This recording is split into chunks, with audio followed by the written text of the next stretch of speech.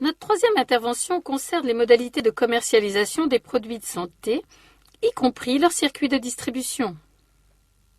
Commençons par les modalités de commercialisation. Les produits de santé sont des biens de consommation. Que dit le Code de consommation sur la commercialisation des dits biens ? Dans le Code de la consommation, nous trouvons une obligation de conformité. En effet, dès la première mise sur le marché, les produits doivent répondre aux prescriptions en vigueur relatives à la sécurité et à la santé des personnes, à la loyauté des transactions commerciales et à la protection des consommateurs. Il s'agit d'une conformité aux prescriptions en vigueur, c'est-à-dire aux textes obligatoires. Dans le Code de la consommation, le dit Code poursuit: le responsable de la première mise sur le marché d'un produit est donc tenu de vérifier que celui-ci est conforme aux prescriptions en vigueur. Il s'agit d'un article d'une grande importance à l'heure du grand marché unique communautaire, fondé, entre autres libertés, sur la libre circulation des marchandises. Vous le savez.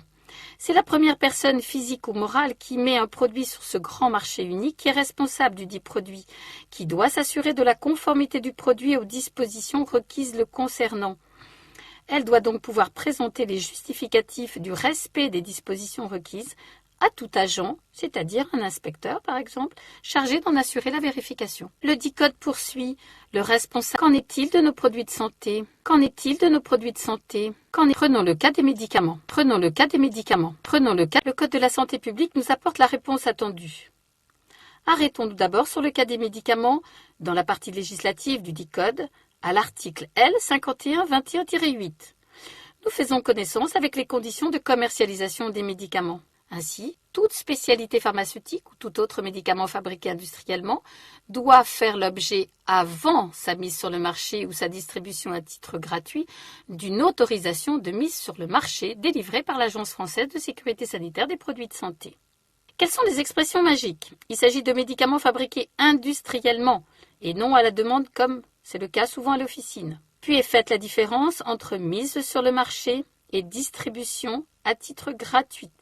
Cela veut dire que tout médicament fabriqué industriellement doit avoir une autorisation de mise sur le marché, qu'il soit cédé au sens juridique du terme, c'est-à-dire vendu, ou donné lorsqu'il s'agit d'échantillons.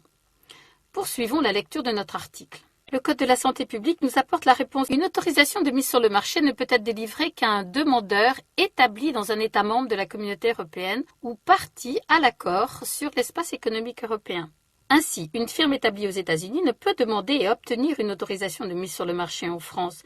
Elle doit passer par exemple par une de ses filiales établies en France, dans l'Union européenne ou dans l'espace économique européen. Une autorisation de mise sur le marché ne peut être. Le droit communautaire a apporté une modification fondamentale. L'autorisation de mise sur le marché est délivrée pour une durée de 5 ans et peut être ensuite renouvelée sans limitation de durée.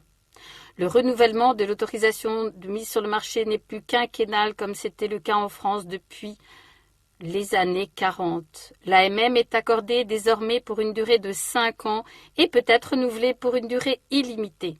Cependant, l'Agence française de sécurité sanitaire des produits de santé, en charge de cette autorisation de mise sur le marché, peut accorder un renouvellement limité dans le temps si le médicament a fait l'objet d'une déclaration de pharmacovigilance, c'est-à-dire qu'il a fait l'objet de déclarations d'effets indésirables. On peut donc bien dire que le médicament est mis sous surveillance. Le droit communautaire a apporté une modification. Enfin, cet article se termine par une information très importante. L'AFSAPS octroie l'autorisation de mise sur le marché, mais c'est le titulaire de l'AMM qui demeure responsable du médicament qu'il met sur le marché. Attention, le fabricant fabrique. Il est donc responsable de la fabrication et des activités liées à la fabrication, comme l'étiquetage et le conditionnement.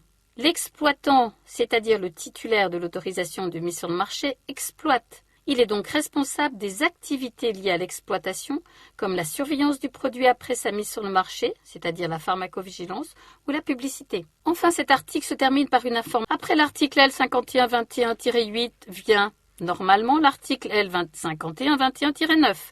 Ce dernier article nous donne les critères de refus de l'autorisation de mise sur le marché. La formulation de l'article est donc assez originale. C'est en négatif et non en positif. En effet, on n'octroie pas une autorisation de mise sur le marché, mais on la refuse. Alors voyons les premiers critères. L'évaluation des effets thérapeutiques positifs au regard des risques, Lorsque cette évaluation n'est pas considérée comme favorable, il y a refus. Pensons à notre traditionnel rapport bénéfice-risque. Ce rapport doit donc être favorable pour l'octroi d'une autorisation de mise sur le marché. Deuxième critère, la composition qualitative et quantitative. Cette composition doit être déclarée conforme. Si elle n'est pas conforme, il y a un refus. Après l'article L5121, poursuivons notre lecture. Troisième critère. L'effet thérapeutique annoncé fait défaut ou est insuffisamment démontré par le demandeur. Ainsi, dans ce cas-là, il y a refus d'autorisation de mise sur le marché. Poursuivons notre lecture. L'article se termine sur une information qui matérialise le pouvoir de police sanitaire de l'AFSAPS. L'agence octroie l'autorisation de mise sur le marché et peut donc également la suspendre ou la retirer. L'article se termine sur une information qui Prenons maintenant le cas des dispositifs médicaux. Une fois encore, le Code de la santé publique nous donne la réponse attendue. Les dispositifs médicaux ne peuvent être importés, mis sur le marché, mis en service ou utilisés s'ils n'ont reçu au préalable un certificat attestant leur performance ainsi que leur conformité à des exigences essentielles concernant la sécurité et la santé des patients, des utilisateurs et des tiers.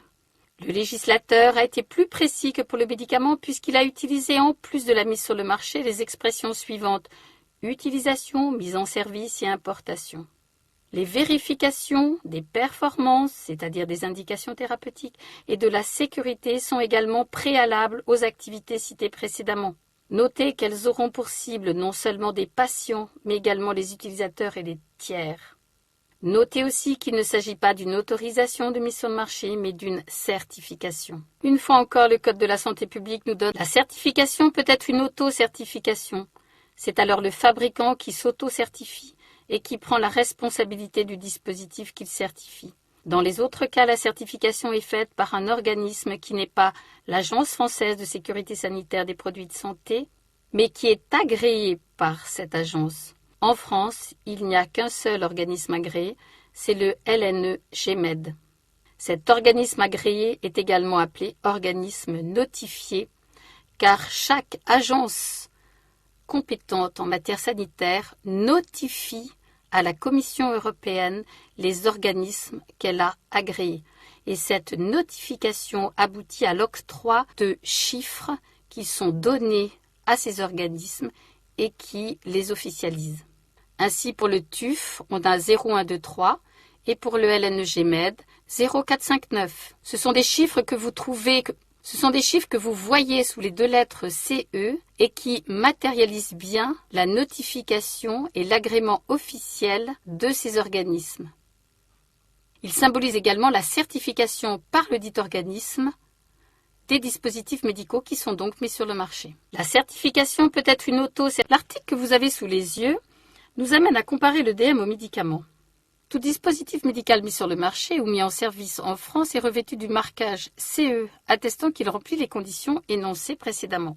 Toutefois, le marquage CE n'est pas requis pour les dispositifs sur mesure et pour les dispositifs devant faire l'objet d'investigations cliniques.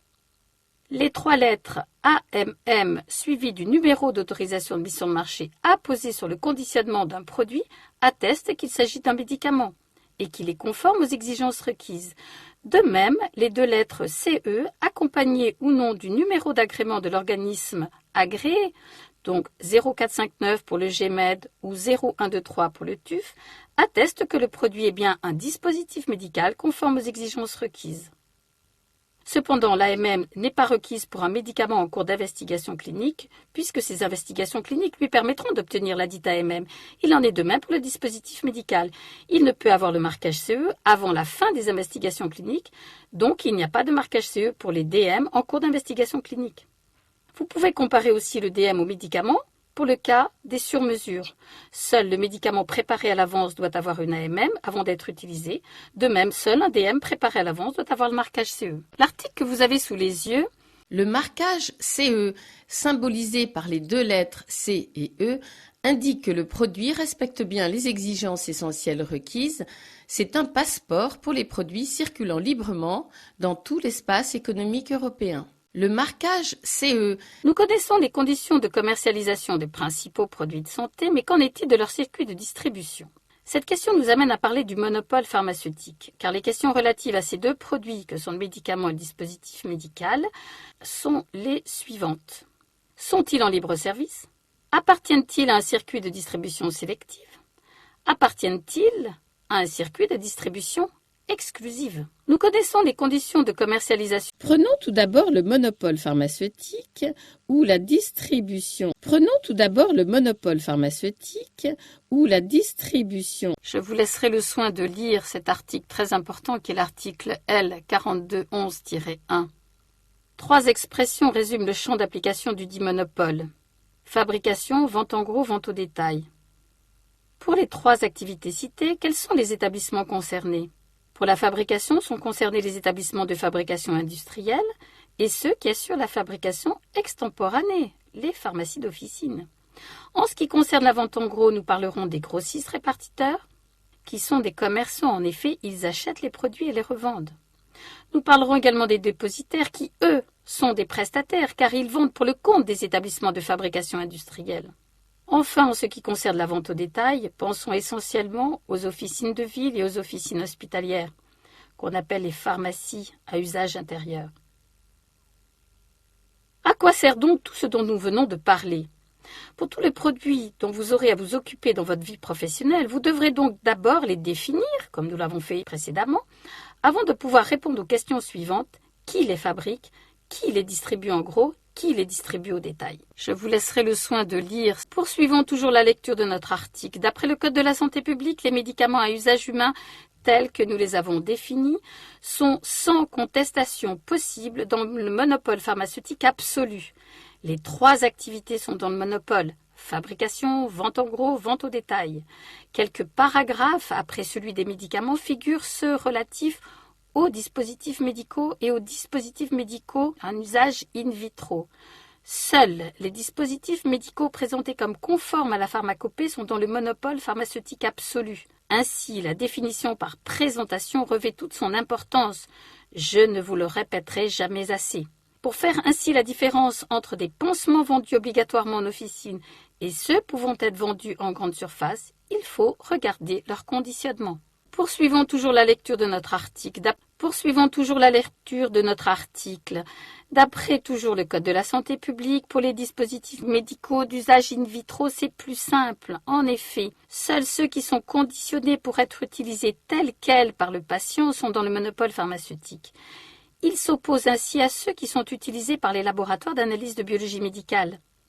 Pensons aux dispositifs destinés au diagnostic de la grossesse, aux bandelettes destinées à l'identification de la présence de protéines, de sels biliaires dans les urines par exemple.